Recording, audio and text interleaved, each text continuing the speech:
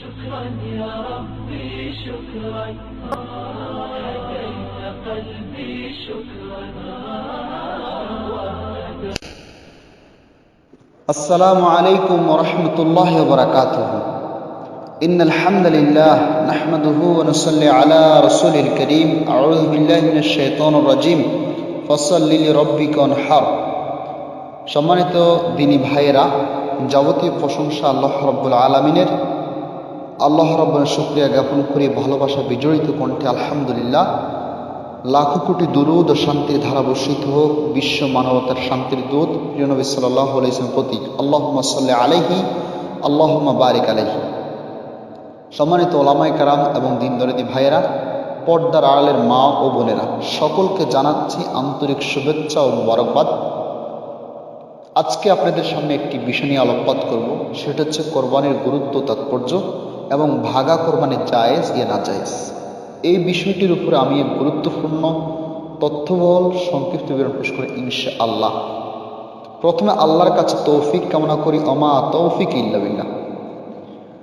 নিঃসন্দেহে কোরবানি একটি গুরুত্বপূর্ণ ইবাদত এবং এর মাধ্যমে আল্লাহর নৈকট্য অর্জন করার অন্যতম গুরুত্বপূর্ণ মাধ্যম।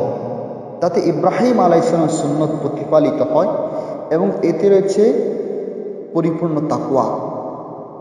আর একজন ব্যক্তি তাকওয়া অর্জন করতে পারলে তার জন্য জান্নাতের নিশ্চয়তা দেওয়া হয়েছে কোরআনে কারিমে। আল্লাহ বলছেন, মুত্তাকিদের জন্য আমি জান্নাতকে প্রস্তুত করেছি, উইদ্দাতুল মুত্তাকিন। এই কারণে কোরবানি আমরা করব কেন? আল্লাহর সন্তুষ্টি অর্জন করার জন্য। আল্লাহর কাছে রক্ত বা মাংস পৌঁছায় না, আল্লাহর কাছে পৌঁছায় আমাদের তাকওয়া। আর তাকওয়া থাকে হৃদয়। তিনি বলছেন, লা ইয়ানাল্লাহু লুহুমুহা ওয়ালা দিমাউহা ওয়ালাকিন ইয়ানালুহুত তাকওয়া মিনকুম। যে এগুলো গোশত রক্ত আল্লাহর কাছে পৌঁছায় না, কিন্তু পৌঁছায় তার কাছে তোমাদের মনের তাকওয়া। আল্লাহু আকবার। সূরা আল হজ্জের 37 নম্বর আয়াত। কোরবানির গুরুত্ব সম্পর্কে আমাদের প্রিয় নবী সাল্লাল্লাহু আলাইহি ওয়াসাল্লাম বলতে গিয়ে বলেছেন,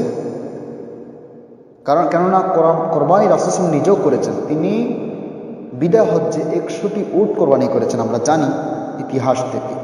এবং তিনি উম্মতদেরকে বলেছেন, মান কানা লাহু সাআতুন ওয়া লাম ইয়াদাহ ফালা ইয়াকরাবান্নাল মুসাল্লানা।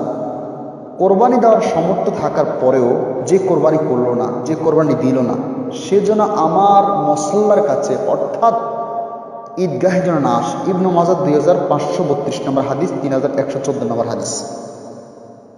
এছাড়াও আল্লাহ সুবহানাহু